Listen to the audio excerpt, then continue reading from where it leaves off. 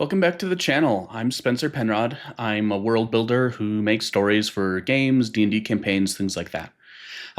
Today we're looking at Milgram. We are on to the fourth prisoner today, Moo. Mew. Um, anyway, uh, last time we took a look at Fuda, his audio drama, and music video. And I thought it was really interesting. The most interesting thing by far to me was that we said what he did wasn't a criminal offense, that he just killed someone. And to me, that reinforced this theme that we're not dealing with murderers in the way that one would normally think of that phrase. That there's something a lot more complex going on here than just one person stabbing another or something like that. And I think it really reinforces the theme of sin that we've seen, that we're not actually concerned with criminal offenses, we're concerned with sins. I feel like Fuda really reinforced that case, and I'm excited to see how that continues to evolve as we go forward. Right off the bat, it looks like this is a really long one. The last few ones have been like 10 minutes or under. So I wonder what's going on here that makes it so long. I don't know anything about her. I'm pretty sure she is the one who talks about being abused a lot. So I wouldn't expect this to be a very happy episode. But we'll see, I guess. See if we learn any more about S and Milgram and what's going on here. Let's just jump on into it.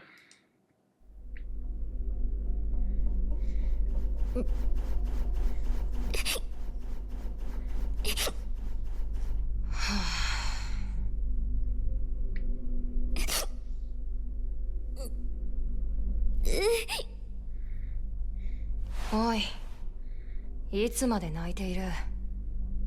囚人番号4番ムー。尋問が始められないだろう。尋問って何？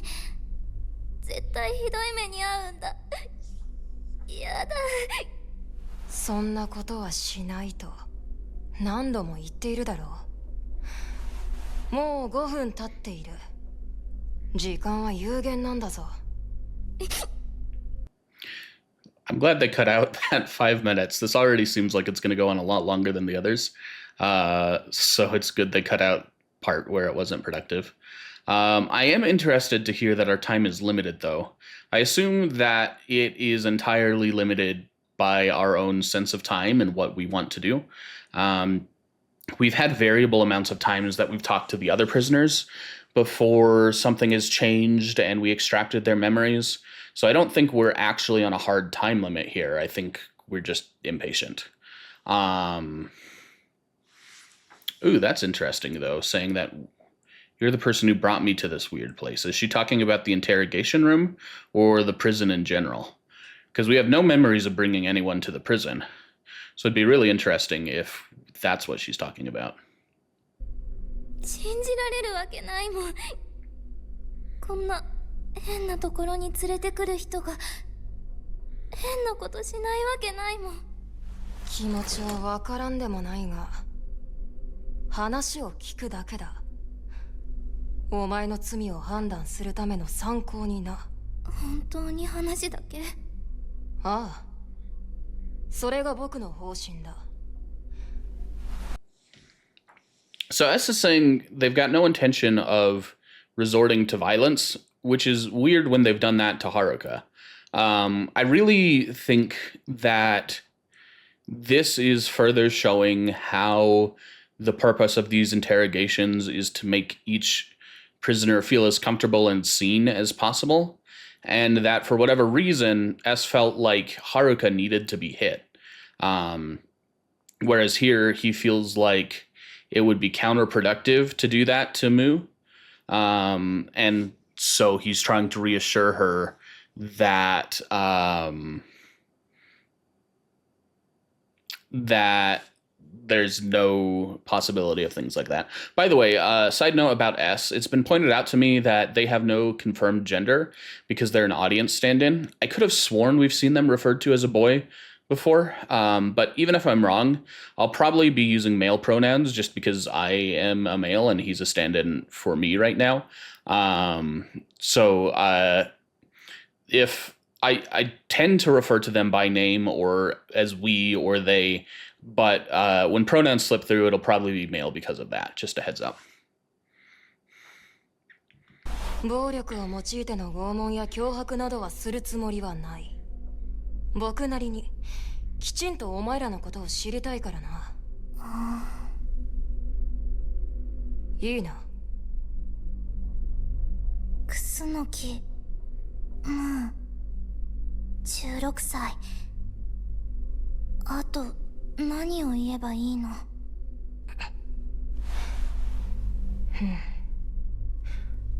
少し気になっていたんだが、その顔立ち、ハーフというやつか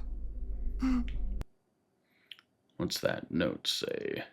Weird to start out asking about her heritage here. When everyone else, he's seemed content to just ask some rather boring questions about their time here in Milgram. Yeah, I'm not sure what the point of this is other than quenching his own curiosity. ダブル。ママがフランスの人。日本生まれ日本育ちだけどね。その容姿だとさぞ目立ったことだろう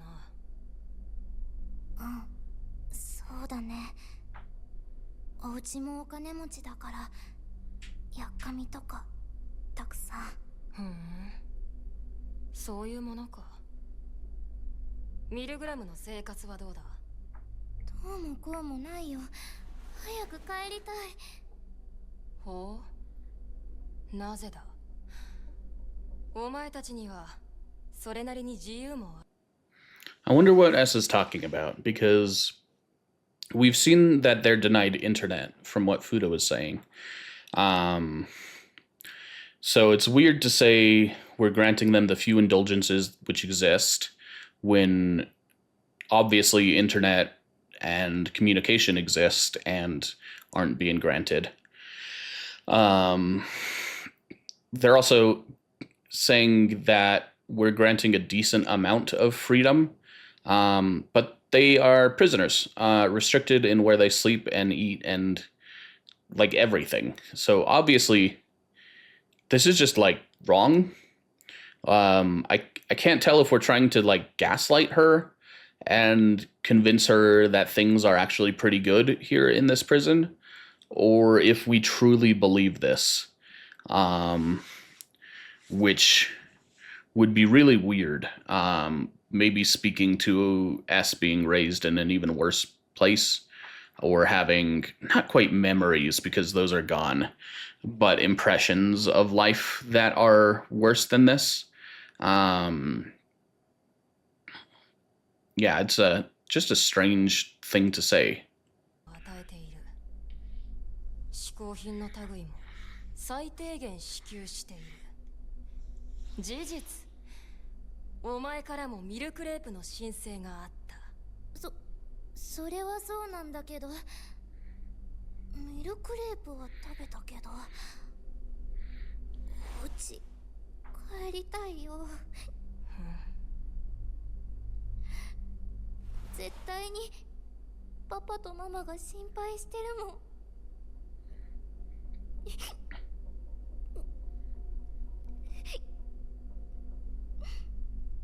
大体何なのここ。なんでムーがこんなとこに連れてこられなきゃいけないの？簡単な話だ。So once again, this phrasing makes it sound like we brought Moo to the prison, not to this interrogation room. So I wonder if that's why we have knowledge about these people. Well, why S has knowledge about the people that we as the audience don't. Because it definitely seems like if they're the ones who brought in the prisoners, they would need to know more about them, unless it was just entirely random. But so far, one thing that's been pointed out to me in the comments and that I've kind of picked up on is that the phrasing of guilty versus not guilty is wrong. It's a translational issue. The correct phrasing should be to be forgiven or not. We haven't been sure whether anyone is guilty, because if we think of it purely as murder, like the stabbing someone kind, then it sounds like we aren't sure of that. But if we think of it as they're all guilty of something that is like metaphorical or tangential to murder, then what we're doing is deciding whether that's a forgivable offense or not. Where that is weird to me, though, is that we still say that we don't know what anyone has done. So I don't know how we're so sure of them being killers, of them having performed something that we can call murder. I wonder if S knew what they did at some point, but when they took our memories from us, they erased that as well for some reason. I don't know why they would do that, but I don't know. Milgram is a lot of things that don't make sense. So anyway, my point with all of this is that we're saying she's a killer, but we don't know what she's done. I'm almost 100% sure that they're not even talking about her directly killing someone, maybe being responsible for someone's death. But even then, I feel like responsible is a stretch.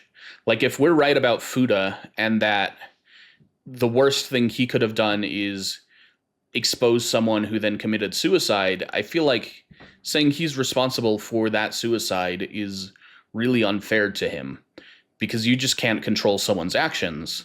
And exposing someone who is harassing people is like, I don't know if noble is quite the right word, but it was definitely done with noble intentions, and probably a net good. But to see someone react to that and kill themselves, like, you can't blame him for that. And if that's the level we're dealing with here, then it's really unfair to say that we are gathering up people who are killers. The connection is just too tenuous. 人殺しだからだろう。ミルグラムは人殺しを集めてくる。そこは間違いないようだ。There's seemingly no doubt about that? That's really strange phrasing as well, because that really makes it seem like whatever knowledge we might have had outside of the audience is gone, and that S here is just assuming that Milgram is telling the truth, that the Jackalope is telling the truth. And based on what we've seen so far from the interrogations and the music videos, it seems to reinforce that belief. But I think that what I'm not trusting here is that these videos are so symbolic. They're so indirect that I think you can imprint whatever meaning you want onto things. And if you come in with the preconceived notion that these guys are all murderers, you're going to see patterns and hints towards things that don't exist. And if you come in thinking they're all purely innocent, you're going to get the same problem, just in the other direction. You have to take some kind of middle ground here, but S is already so indoctrinated into believing what the Jackalope is saying that they are just not even doubting it.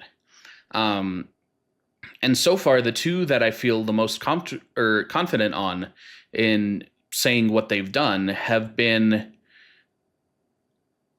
like not even close to what you would call a murderer in real life, especially a criminal murderer.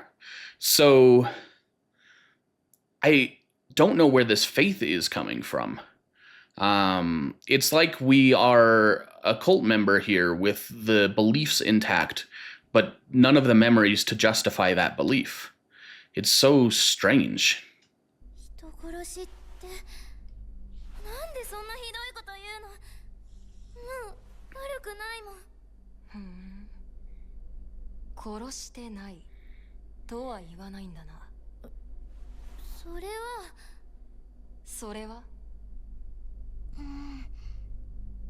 どうした？殺したよ。でもあっちが悪いんだよ。殺さなきゃいけないくらい。 So she's the second one to directly confess to murder. And I don't trust Haruka. I feel like Haruka blames themselves too much for everything. And so they would take the blame for something that they didn't do. I could be wrong because they also had the most violent music video. But I really think Haruka's impression was meant to be warped. Whereas Mu here is just like, yes, I killed them, but it was their fault. I expect it was some kind of self-defense killing. She's talked about being hurt a lot before. And if someone was like abusing her, and especially if they were taking it too far, that her killing them in return is likely the situation we're dealing with. Which again, I don't think is normally classified as murder. I don't know how Japan handles it. But I think it's generally, like, it's obviously killing. But I think it's generally treated differently under the law than if you were to be the instigator. もう辛かったんだもん。報復ということか。確かに殺したかもしれないけど、そうじゃなきゃ逃げられなかったんだし、ムーにひどいことする方が悪いもん。続けろ。殺しちゃダメって言うなら、ムーはずっと辛い思いをしとけばよかったってことなの？理由はどうあれ。You've clearly killed someone with malicious intent. Is it malicious intent, though, to defend yourself or to escape from a horrible situation? I feel like that is an unfair portrayal of what she's done. We don't know all the details yet, so maybe. But malicious maybe meaning with the intent to kill, like you've killed someone on purpose. Maybe that's what we mean here. Because to say that we've killed them with malicious intent implies that we were doing something unjustified. Whereas, at least in Mu's view, it was definitely justified, definitely necessary. So I don't think that's a fair portrayal based on what we've heard so far. お前は明確に殺意を持って人を殺しているな。何？それがどうしたの？家へ返してと言っていたな。仮にだが、ここを出られても警察の世話になるだろうな。そもそもムーが人を殺したことについて警察は動いていないのか？知らないよ。やっちゃった後からしばらく記憶がはっきりしないもん。気づいたらここにいたし。そうなのか。自分たちが連れてきたくせに。I wonder, I think the third one we've seen with fuzzy memories. I think one of the prisoners before hinted that they couldn't remember things. And then S is obviously the first one we've seen with that. And I guess Haruka as well was just kind of fuzzy on everything. So I'm wondering if we wipe some memories from some of these prisoners. It could also just be like trauma putting her into shock, and that's why she's having trouble remembering. That wouldn't be surprising. Um, but I think I want to keep an eye out for more people who don't have memories that you would expect them to, because it's a little suspicious that the place that can extract memories from people's heads is also gathering so many people who don't have memories. Um, it's also really interesting to say that we grabbed her before the police did, and that if she were to be let go, then the police would come after her. From what we were talking about with Fuda, it sounded like there was no criminal case that could be brought against him. Um, I assumed that was the case for all of these people. But it sounds like that might not be true. And that really what we've done is just stepped in, not to handle cases where we feel like judgment should be passed outside of the law, but it sounds like we are wanting to pass judgment before the law in some cases. So, like, if I'm right and that Moo killed someone in self-defense, then is the fear that she would be let go by the police because she was in the right and needed to kill someone to escape? And so we want to pass judgment before she is deemed safe by the police? Or is something else going on?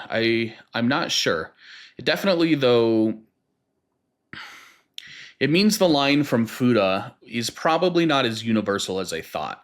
I still think approaching this from the mindset of these being more metaphorical or symbolic killings makes sense as the default assumption, because even if we have someone like Moo who's confessing very clearly to having killed someone, I think that shouldn't be what we expect from everyone, because we've already seen at least 2 examples where that just isn't the case. And the kinds of killings we're talking about they're not crimes. They might not even be bad, depending on your mindset. Like, abortion is obviously highly contentious. Sharing, like, details of a scandal on social media is maybe not the best way to handle it. But they're not, like, criminally bad things to do. And so I think if we approach everyone with the mindset that they are someone who, like, physically killed someone with their own 2 hands, that we're going to misread a lot of these situations. And the only way to avoid that is to try and say that something they have done has resulted in some form of death for some entity, and try and figure out the pieces from that. ミルグラムには10人の人殺しが収監されている。どうもこれは日本の法律に照らした殺人犯や犯罪者に限った話ではないようだ。We haven't, we're not surprised by this declaration that they aren't limiting their prisoners to people who are criminally murderers, or even just criminals in the first place. But it is nice to see S confirm that. ミルグラム独自の抗議の人殺しのようだ。And again, more confirmation that killers is being interpreted very generously here, very broadly. So don't take that at face value. それは何人かに話を聞き、分かってきた。そうなの？ただムー、お前は殺意も明確。シンプルだ。お前たちが言うところの刑法199条殺人罪というものに当ては Are we just making this up, or do we know the law this well despite having lost our memories?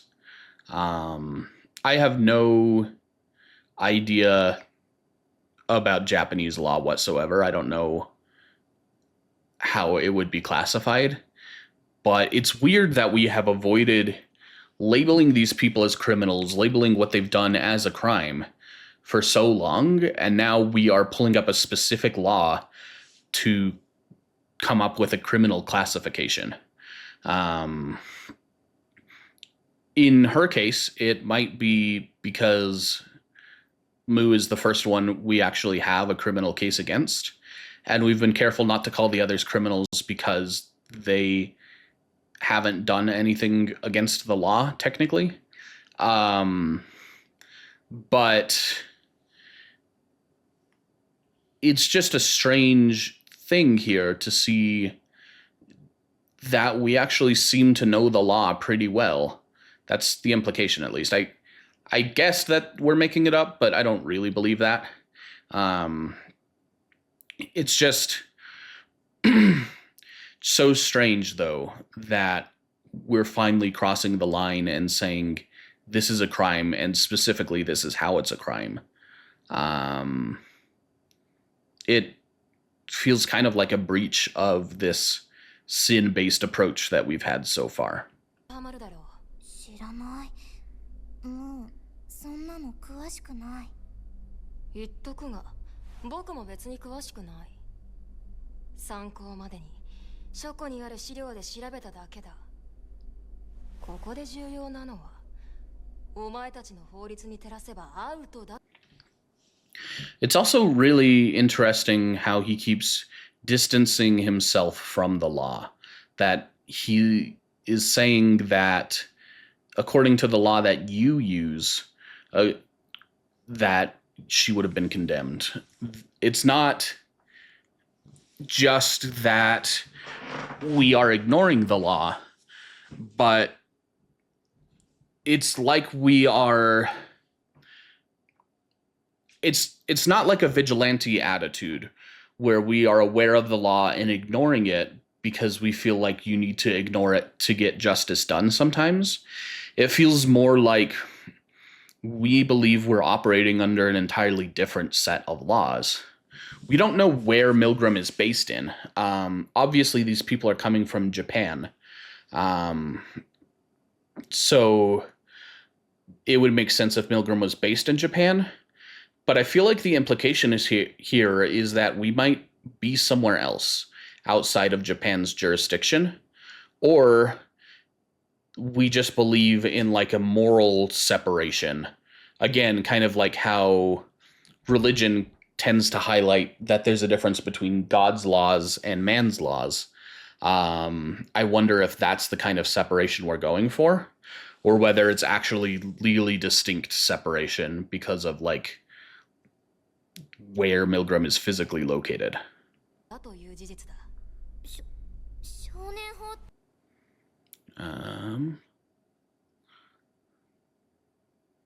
Okay, so I speculated, I think at the very beginning when we were introduced to the characters and their ages, about juvenile delinquency, juvenile law.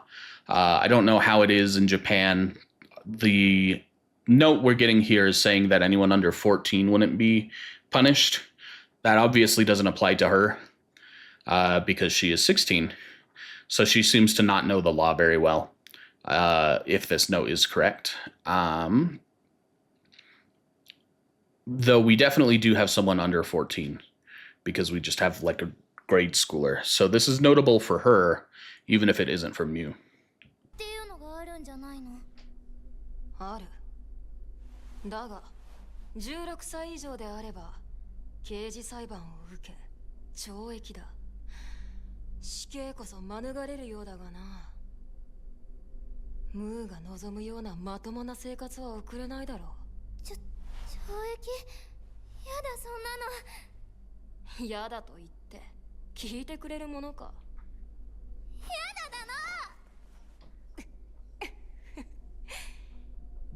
ミルグラムは僕の方針で囚人たちに相当な自由を与えているが、実際の刑務所はそうはいかないだろうな。もちろんミルクレープもなしだ。やだよ、おかしいよ。もう悪くないのに懲役なんて、そんなのおかしい。そうだな。じゃあこう考えてみろ。ミルグラムは法律からお前を守っていると。I'm confused about the purpose of this interrogation so far. From what we've seen from the other prisoners, we speculated that we're trying to make everyone feel seen to get them in the right mindset for the memory extraction. Part of that, though, seems to be making them feel comfortable. And I couldn't quite decide which we were going after. I guess what this is telling me is that comfort is more important than making them feel seen, because he wouldn't need to convince her of anything, convince her that the law is out to get her and Milgram is here protecting her. If all he was trying to do is make her feel seen, that would almost be counterproductive, because he's trying to change her mindset rather than expose it.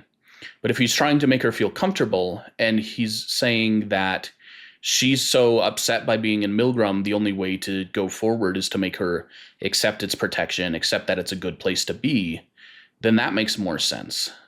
So I guess with that framing, what we should be looking for in these interrogations is how S makes everyone feel comfortable and kind of at home here in Milgram. And that being seen is just part of getting them to accept their environment. That's my guess, at least. 守ってるムーを。そうだ。ミルグラムは現状、あくまで現状だが、法律。Milgram currently, well, at least for now, it doesn't use the law's standard for distinguishing between good and evil. So I feel like this seemed really interesting to me, but I think all it means is that S could, if they choose to, use the law's standard to distinguish between good and evil. But now they are not choosing to. They're trying to use some other standard. But it's subject to change if they want to, which makes sense. We've seen that from what basically everyone has said, that we're just kind of determining whether someone should be forgiven or not based on vibes, rather than actual guilt. So with that being the case, it's not very surprising to hear this. I think the most surprising thing is saying, well, at least for now, because that implies that something could change and actually use the law's standard in the future. But I don't know the point of specifying that. Maybe to say that past guards have used the law, or that S is considering doing so in the future. But right now is just trying to get the feel of everyone. 最終的に僕がどう思うかでしかない。看守さんの言ってること難しくてわからない。もっとわかりやすく言ってほしいよ。私は悪くない。ずっとお前はそう言っているだろう。その通りだ。殺人それ自体はミルグラムではI think it's notable here. This is the most we focused on crime. But as soon as we start talking about how Milgram views things, we switch back to talking about sin. So I think the reason we were talking about crime so much is because we were trying to set up how the outside world would view Mu. And now we're going to transition back into talking about sin and forgiveness, because we're talking about how Milgram views things. And sin is what's important here, not crime. そうだよね。悪くないよね。そうだ。最終的に僕もお前は悪くないと思うかもしれない。僕がムーのことを知り、ムーと同じ感覚であればお前は許されるだろう。感謝さん。許されたければ。 It's notable that S here hasn't said anything substantial. I think they're just playing Moo. They're saying, well, obviously, if I were in your position, if I had your perception of things, I would forgive you. In the future, I might forgive you. But what Moo is hearing is that she is forgiven, that he has her perception of things. S is saying nothing to build empathy. That's a technique that people use even like in real life interrogations, where you try to mirror the other person's viewpoint without directly committing to holding that viewpoint. You say things like, oh, if I were in your shoes, I definitely would have done the same thing. Or if I was in your exact situation, I can see how I would do something like that. And it doesn't mean anything because you're not in their exact situation and you can't perfectly understand them. But it creates empathy in the person you're talking with because all they hear is that you can agree with them. What that shows us is that S is really talented at negotiation, at interrogation, because that's not the kind of thing that people do accidentally, usually. So I guess maybe it could say that we're very empathetic naturally, and know how to build that empathy with people. But it's a lot more likely that this is a targeted technique based on the rest of what we've seen from them. However, it's also important to note that it doesn't actually mean anything, and we're not committing to anything here yet. We're just trying to make Moo feel more open. そこにかけるしかないんだよ、お前は。どうすればいいの？どうすれば感謝さんは許してくれるの？何でもするよ。痛いこととか恥ずかしいことは嫌だけど、あと怖いのも嫌だ。お前な。だってそうでしょ。つまり感謝さんに気に入られればいいんでしょ。言うこと聞く。何すればいいの？さあな。殊勝な態度だが、僕がどう考えるかは僕もわからない。え？それこそお前が美人だから許す、美人だから許さないもあり得るという話だ。それを決めるのがミルグラムだからな。ちょっと待って、感謝さん。何？ちょっとしたジョークだ。僕次第ではそうなる可能性もある。いや、そうじゃなくて気になるんだけど。どうした？言ってみろ。感謝さん、なんで全部他人事みたいなの？どうなるかわからないって自分の話なのに、なんでそんな他人事みたいなの？ I noticed that as well, especially we said that, where was it? Here it is. But I also might not forgive you for the exact same reason, that being that she's beautiful. It's Milgram which decides that. Not me, it's Milgram. That's what stood out to me.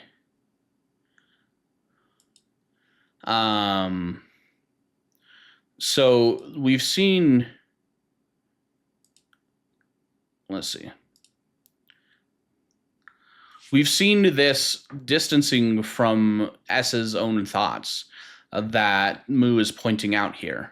That I don't know what I'll think about you, things could be different in the end, blah, blah, blah. All that sort of dialogue. And I feel like the intention there is to let the audience decide it, because the audience is a stand-in for S. But it's not like S is a protagonist with no personality or thoughts of their own. So even if their actions are ultimately decided by the audience, S still is their own person, presumably. The setup that Jackalope gave is that other people would be voting, and S's vote was just one of many, in which case, what the audience thinks doesn't actually matter. S would still have their own perspective and view. So for S to be so distant from their own thoughts, and to say that ultimately what they think is decided by Milgram rather than themselves is really notable. I don't know what it means so far. I'm interested to see where this conversation goes and if it says anything about it. But my guess is that S right now is putting on a really brave front and acting very authoritative because that's the role that was given them after they woke up from this mental fog with no memories. But they don't really have the confidence they're projecting. And so they are unsure about where they're going to end up and what they're going to end up thinking. And maybe even unsure about what they're thinking right now because their mind is just such a mess. And to say that Milgram is what decides what they ultimately feel and believe implies that Milgram still has control over S's thoughts to some degree, whether that's by taking out or implanting memories or something else. Because we weren't saying that Milgram was going to influence our decision by showing us what she's done. We were saying Milgram was going to decide whether Mu being beautiful was a good or a bad thing, something to forgive or not forgive, or something to determine whether we should forgive or not forgive. That's a lot more than just saying Milgram will give me more evidence to decide whether I should forgive you or not. It's saying that Milgram actually has some level of control over S's thoughts, I think. なんでそんな他人事みたいなの？何を言っている？だっておかしいよ。看守さんの意思で決めるんでしょ。看守さんが今どう思ってるのか聞いてるのに。ねえ、看守さんの言う僕って誰？看守さん？看守さん、どうしたの？看守さん。ねえ、看守さん。うるさい、触るな。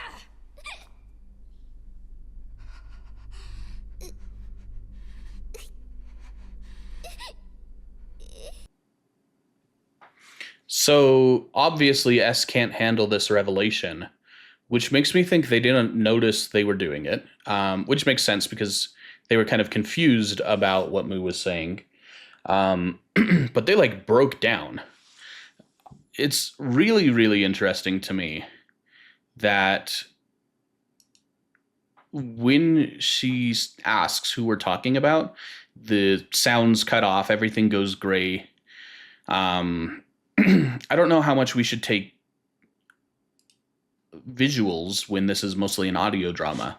But I feel like it has to mean something. Again, I'm feeling like Mu here is touching on some kind of compulsion that was placed inside of us.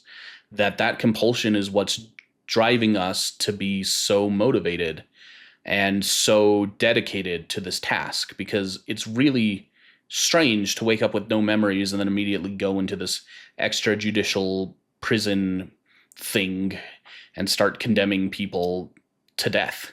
Like, I don't think normal people do that. I've been going back and forth throughout the series about whether we're doing that because of some kind of compulsion or because we're just kind of crazy, and that's what Milgram is after. But this is really heavily making me think it is some kind of compulsion, and that becoming aware of that compulsion is traumatic for S because of some kind of safeguard placed around the compulsion, or because we are just not able to handle it, something like that. Yeah, really interesting stuff, though. 心配しただけなのに。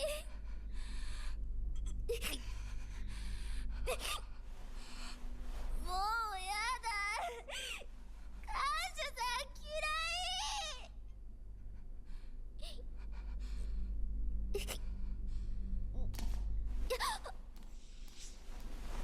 Oh. うさ、ジャッカロープ。 Okay, so this is the first time we've gotten confirmation that the prisoners have seen the jackalope. It's not surprising. I expected that they were ferrying them around. The jackalope was ferrying the prisoners around. But they haven't actually shown up with the prisoners before, so it's notable. She is referring to Jackalope by name, it looks like, rather than by what it is. So that makes me think he can talk to the prisoners, and it's not just some kind of hallucination that S has that makes the Jackalope talk. Both notable, not very surprising, though. What is notable is that her mental state is definitely not in a comforting, open place right now. If something doesn't change in these last few minutes, I would expect her memories to be notably different than what we've seen so far in some way. Already, I expect it to be a lot more condemning because she has actually killed someone and is aware of it and admitting to it. But with how unstable she is and how scared she is, I think that's going to affect things in some other way. どこから？ジャッカロープ。はあ、分かってる。分かってるよ。うさぎと。 Okay, I was wrong. She cannot hear Jackalope talk. And that means that it was introduced to her rather than introduced itself to her. She is kind of taken aback that we're talking to Jackalope. Which means now it's notable in the other direction and is surprising that only we can hear it.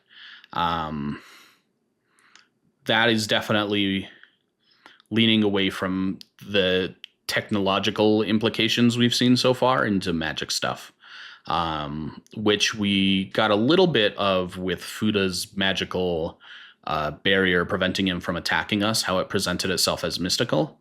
But this is like undeniably some kind of magic shenanigans going on. と喋ってる。言われるまでもない。僕にもわからないが、もう大丈夫だ。言ってくれ。僕の仕事だから。ああ、もううるさいな。保護者じゃないんだから。小言はもういい。行け。ジャッカロープ行っちゃった。はあ、すまない。取り乱した。おかしくなっちゃったの？看守さん。いや、ジャッカロープの声は僕にしか聞こえないんだ。ああ。完全におかしくなっちゃってるんだ。違う。哀れみの目で見るな。ああ？変なの。なんだ。さっきまで泣いていたくせに。なんかもうわけわからないことが続いて一周回っちゃった。難しいこと言ってたと思ったらウサギと話し出すし。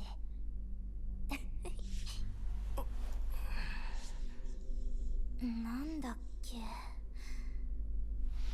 何を聞こうとしてたかも忘れちゃった。Okay, so that's really suspicious to me. Once again, we're seeing people forgetting things that we wouldn't expect them to forget. This is really quickly, though. And she says she's not scared anymore, despite what seems like it would be very triggering for her. She seems so afraid of being hurt, and it took so much effort to get her to calm down and trust that we weren't going to hurt her, only to betray that and push her away in a violent manner. It seems like she would be really shooken up about that. But here she says it's not even a big deal to her anymore, and she's forgotten this thread that she was pulling on. Um, we haven't seen or heard anything that would get rid of those memories. The memory extraction device hasn't fired up. But Jackalope came in, and seemingly after they came in, she forgot what she was saying, her emotions stabilized, and S's emotions stabilized. I think we're seeing hints that Jackalope is able to control memories and emotions to some degree, and do so very subtly. I'm not positive about that. It could be something else. She could be lying and just not wanting to trigger us again. But right now, I'm very suspicious of Jackalope and their ability to interact with memories. I figured they were probably related to our lost memories in some capacity, but I figured at most it would be them extracting our memories. Whereas now I'm starting to think maybe they are directly capable of wiping or rearranging our mental state. もういいや。怖くなくなったし。それは何よりだ。つまり、看守さん好みの人になればいいんだよね。そしたら許してもらえるんだ。そういうことになるか。そうだよ。看守さんも人間だし。ムーン、頑張る。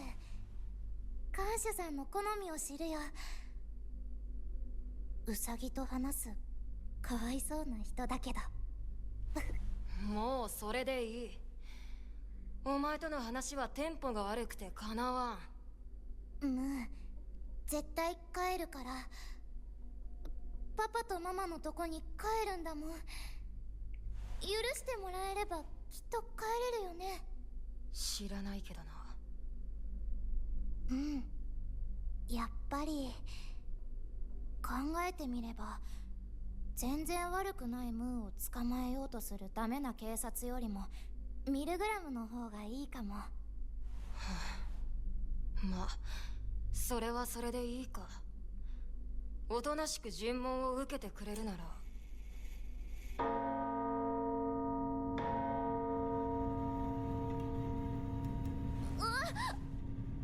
何？壁が動いてる。何が起きてるの？もう時間か。So, I think S's memory got wiped for part of this conversation as well. Maybe both of them. To say they didn't get to talk much when this has been the longest talk by a large margin. And to say, even outside of this, we seemed surprised by her saying that she doesn't trust the police, and that we are better than the police. We say, well, if that's what it takes for you to go along, sure. But that was our argument. That's a weird way to respond to her adopting our argument. It was weird for her to adopt it so readily in the first place when she was kind of hesitant before, and now she seems so sure of it. It's weirder that we don't seem relieved that she's adopting the mindset we brought up. And then we act as though the interrogation is just getting started then. But we've already talked to her and gotten most of the questions off that we've talked to the other people about. Like, we haven't asked her thoughts on other prisoners or things like that, I guess. But it's definitely been a long conversation. And for us to feel like it hasn't been is very curious to me. I mean, maybe this isn't talking about, like, maybe this isn't hinting that our memory was wiped. But I feel like we have to assume that the time we're talking to the prisoners is literal with the time we're seeing in these videos, because otherwise we just have no way to measure it. And hers is like almost double the length of some of the others we've seen. So it just doesn't make sense to me that we would be surprised time is already up to say we didn't get to talk much. I think we have to have forgotten some of this conversation. あまり話せた気がしないが、まあいい。お前の心の中、覗かせてもらう。歌にするってやつ。痛くない？多分な。痛いならやだ。やらない。ダメに決まっているだろう。痛くないから安心しろ。じゃあ、やってもいいよ。そもそも選べるものじゃない。看守さん、せっかくやるんだったらちゃんと見ててね。もう絶対悪くないから。仕方ないって思うはずだから。ああ、見せてもらうとするよ。変な判断したら許さないからね。Okay, this is the second time things have gone like this. Color fading out. She seems to be a lot more direct and insightful and confrontational. So I think this is meant to show us that she's mostly putting on an act. And she's got this like serious cold side underneath her that isn't afraid of being hurt, that isn't so timid.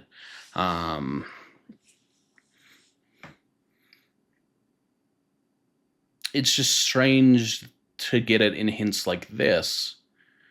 Yeah, I don't know quite what that means, other than don't take her innocence at face value. Don't take her timidness at face value.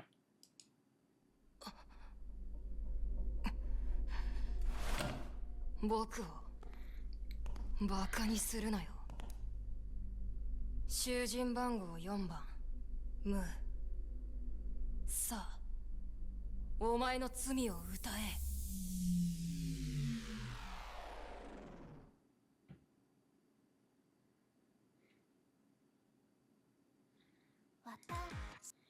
All right. So that is that was a long look at the interrogation. I have mentioned it several times so far, but I will mention again that with these music videos, they tend to be really character driven and symbolic, so I don't tend to have a lot to say about the world. I will try my best to figure out what her sin was, to figure out whether she should be forgiven or not, but it's not really what I'm after here. So I might be largely quiet. So we'll see what happens.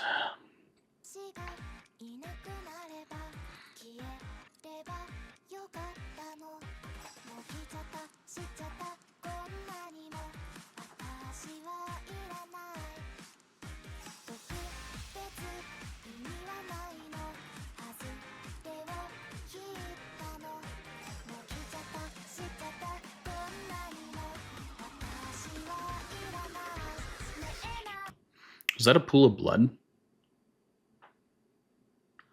Yeah, I think this is a pool of blood.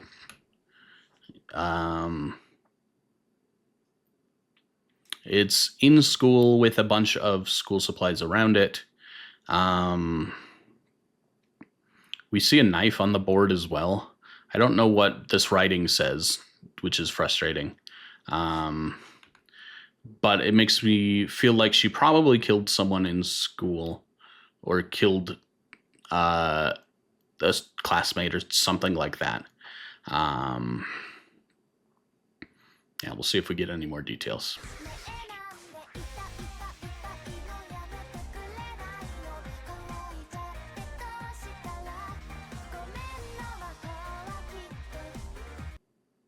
Oh, okay, I was going to pause to see what it was flashing to. We see more blood, or... Well, now I'm wondering if it's juice, because it's got this empty bottle. And I guess it's not actually that red. Maybe we're just seeing the spilled liquid. So, yeah, I'm guessing maybe not blood. It looks like it's from a locker, and all her stuff is thrown out of that. So definitely getting bullied at school, I'm guessing.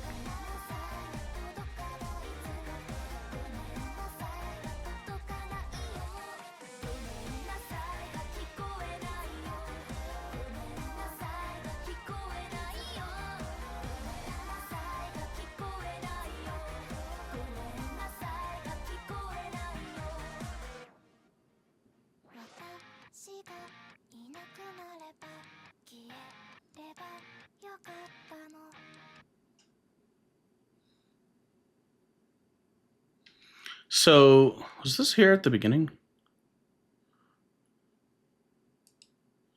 No, it wasn't. Word has definitely changed. What I'm noticing is, so as part of the lyrics, she says the counterattack was a suicide note. Here we're seeing, it looks like the framing of, did she kill herself or was she killed?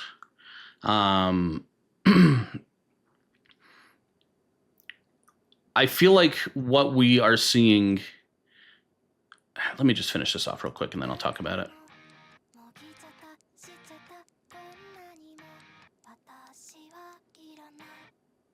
Okay, yeah, so she was getting bullied. She killed her bully.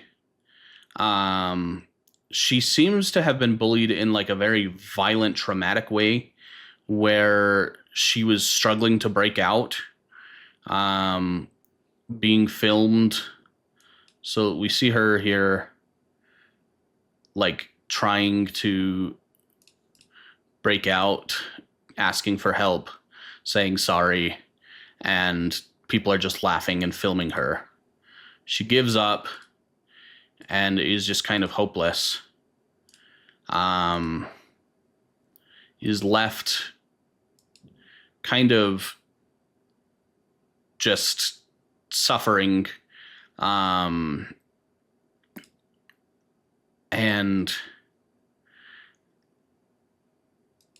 presumably this person here is the one she killed. And then what's notable to me is that she seems to try to reconcile one final time before killing them. And then this line, "I love you," makes me wonder, well, this line, and then, where was it? This picture seems to be her with the people who bullied her.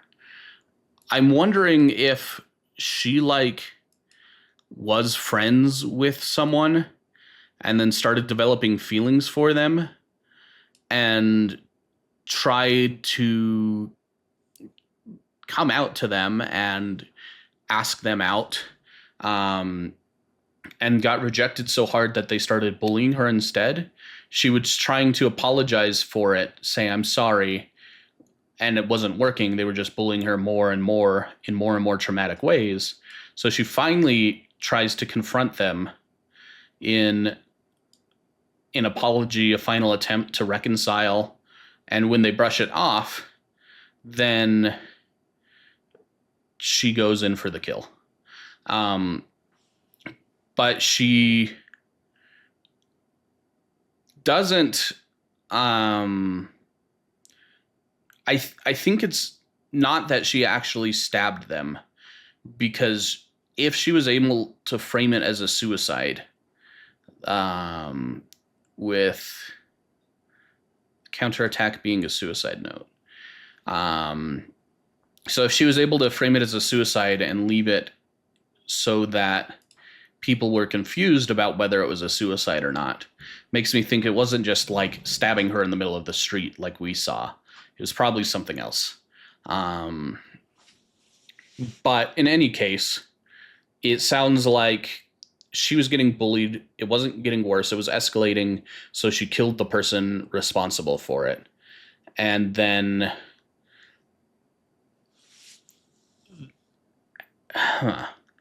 what's notable to me is that she has said that if she didn't kill them, she wouldn't have been able to escape. We see her slumped in this hourglass of goo, kind of giving up on escaping. And then we see that hourglass breaking after she kills her tormentor. So I feel like part of this has to be literal, that she was literally trapped somewhere as part of the torture they were doing, or bullying they were doing. I don't know how severe it was, but she definitely seems to treat it like torture. And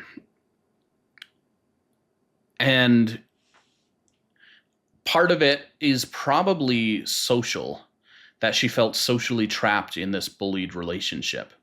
I don't think, but my initial thought when she said she had to kill someone to escape was that she was like kidnapped and killed her kidnapper to escape. But now I'm thinking it's more like she felt trapped in a situation where she was getting bullied, and to escape she had to kill, which is definitely a lot less defensible by the law, even though it seems extremely traumatic for her. She seems so happy here at the end as well after she finally does that. But yeah, so I'm thinking that that's what happened. For whether to forgive her or not, I don't know. That's hard.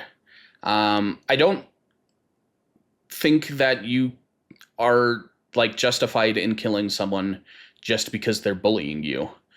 But with how much she focuses on being hurt and how much she felt trapped here, I'm wondering if the bullying had escalated to like the level of severe psychological and physical torture. In which case maybe it's forgivable. If she were kidnapped and killing her kidnapper or torturer to escape, I feel like it would be easy to forgive her and say she was justified. But with this being the case, and especially since she seems to have loving parents who she thinks will miss her, it makes me feel like there probably should have been ways to resolve this other than murder.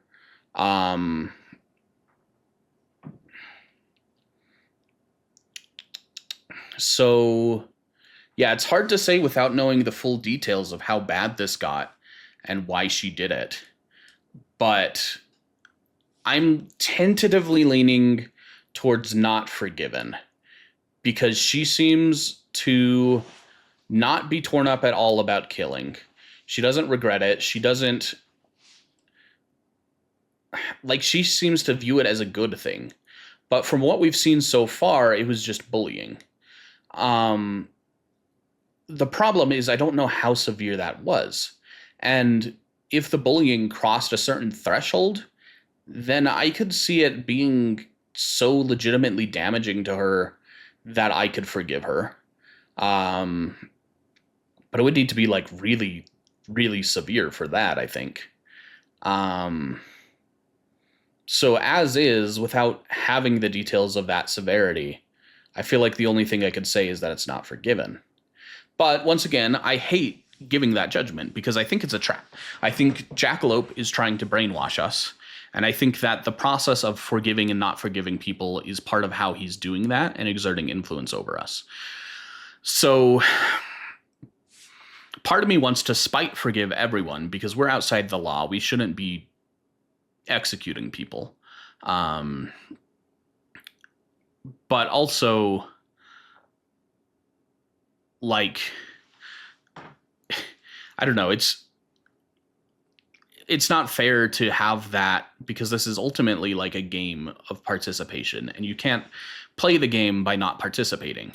So I don't want to do that. So I'm going to say not forgiven with the caveat that were I in S's situation, I would not vote because screw that Jackalope. He is so suspicious. But yeah, with that, I am finally done with this session.